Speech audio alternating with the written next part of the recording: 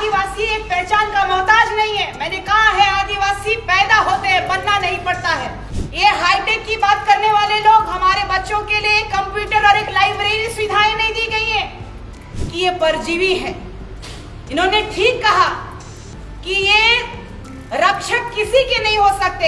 ये लगातार अपना भक्षकपंथी का अपना जो मुखौटा है उसको दिखाने का काम कर रहे हैं कि इन प्रकार चाहे लाठी उठाना पड़े, चाहे हत्या करना पड़े आदिवासियों का, तो ये वो भी करने के लिए तैयार है। हमारे समुदाय के लोगों को छुआछूत बोल करके दरकिनार कर देने वाले लोग आज हमारे भाई भाई कैसे हो गए।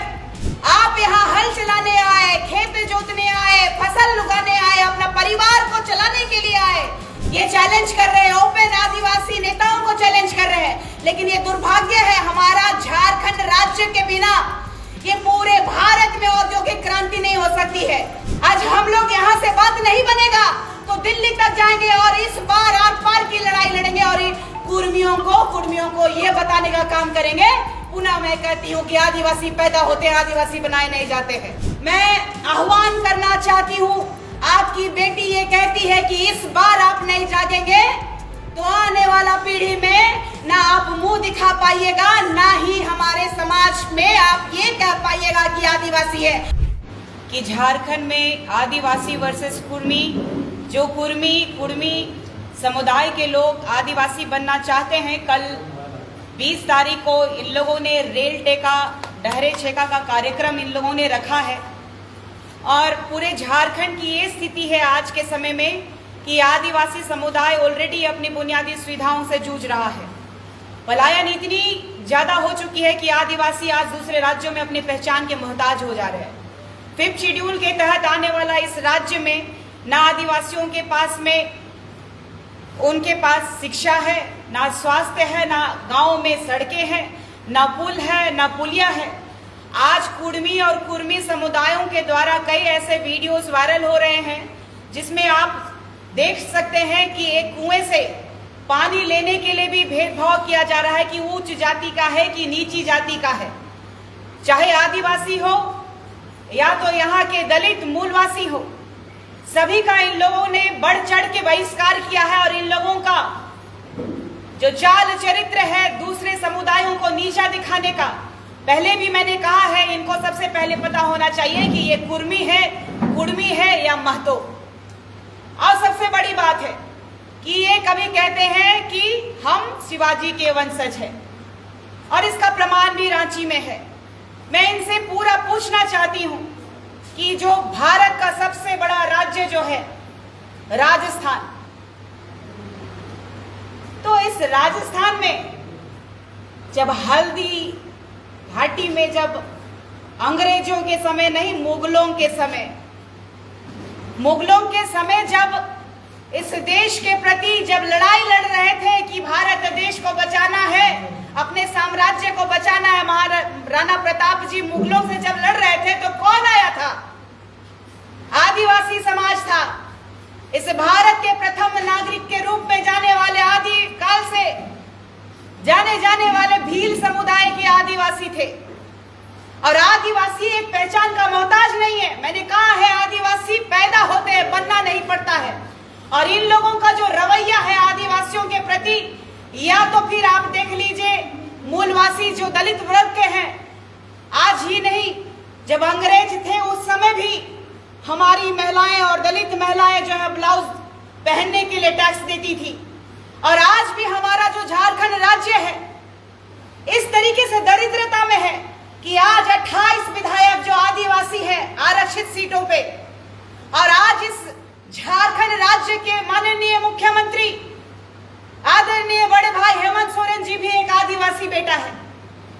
दुर्भाग्य है कि आज केंद्र में बैठी हुई सरकार, जिसकी जिम्मेदारी है कि इस राज्य में 5th शेड्यूल के तहत आने वाला राज्य में CNT-SPT एक्ट को प्रखरता से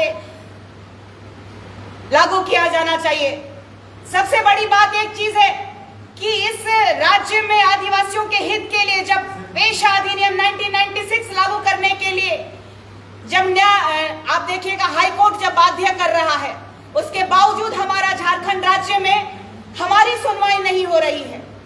हमारे बच्चों के लिए जो पढ़ने लिखने वाले बच्चे हैं उनके लिए एक भाषा एकेडमी तक नहीं ये लोग बना सकते हैं। हमारे बच्चे जो सरकारी छात्रावास में रहते हैं, किसी तरह से उनके माँ बाप 1-2 रुपया जमा करते हैं और हॉस्टल में जमा करके उनको कहते हैं बेटा अच्छा से पढ़ना ताकि अपने राज्य का, अपने देश का नाम रोशन करना। लेकिन वहां पे एक बावर्ची तक नहीं है।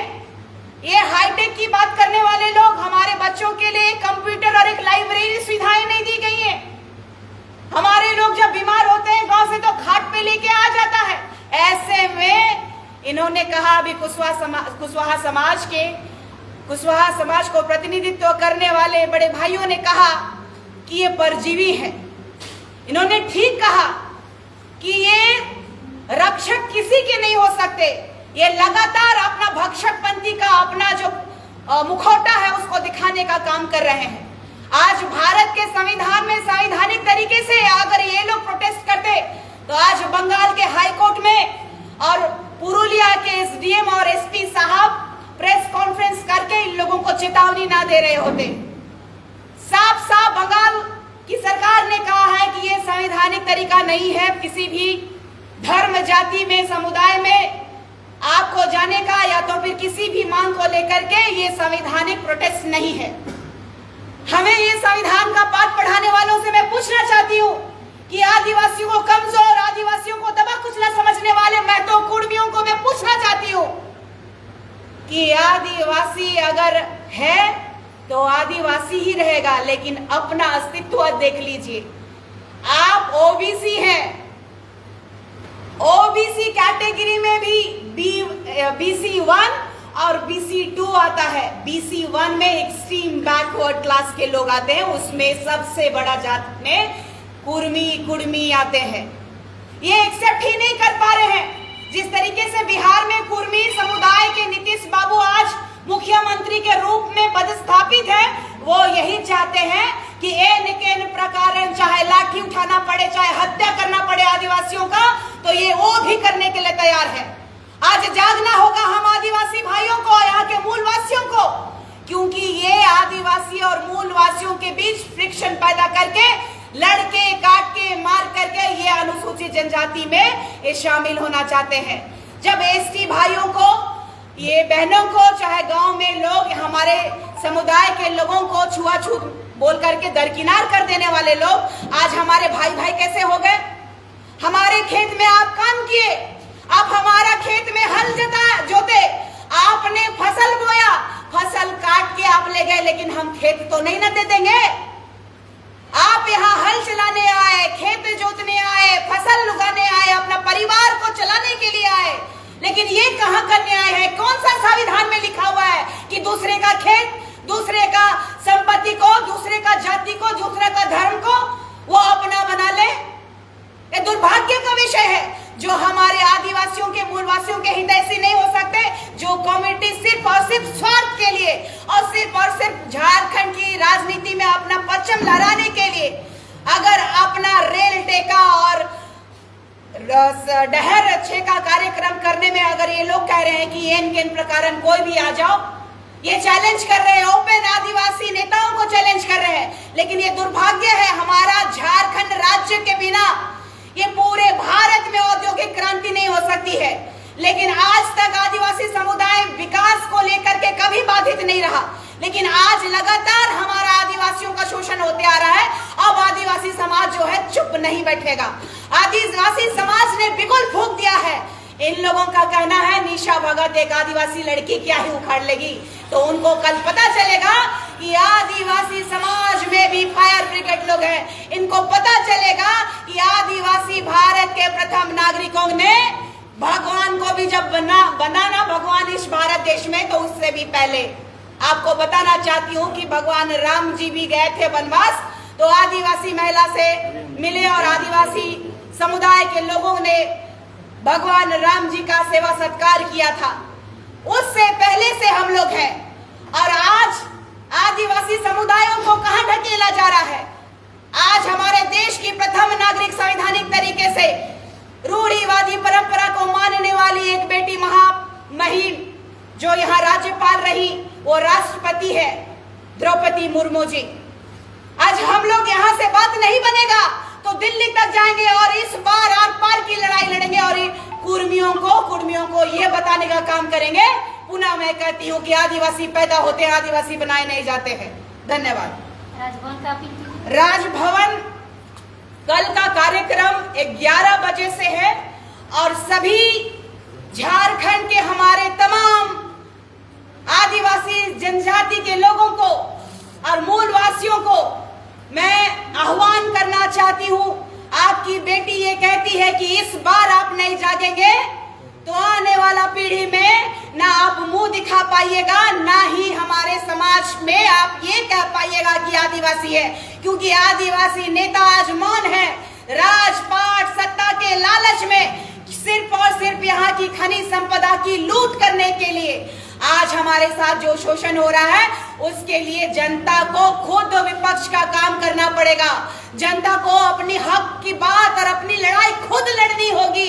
जब जब प्रशासन और हमारा झारखंड राज्य का सरकार हो चाहे भारत की सरकार हो, जब जब हमारे जनता के ऊपर सवाल उठाया गया हो या जनता का शोषण हुआ है, तब तब भारत या राज्य की जनता खड़ी हुई है। ऐसे ही हम आदिवासियों को भी अपने हक और अपने अस्तित्व, अपने समाज के लिए लड़ाई लड़नी होगी और कुर्मियों को कल राजभवन घेराव करके एक मुंह तोड़ जवाब देने का समय है। इतना ही कह के अपने शब्दों को मैं विराम देती हूँ। नमस्कार करती हूँ, जोहार करती हूँ और भगवान बिरसा मुंडा की जय कहती हूँ, सिंधी कैली दाई की जय कहती हूँ। धन्यवाद।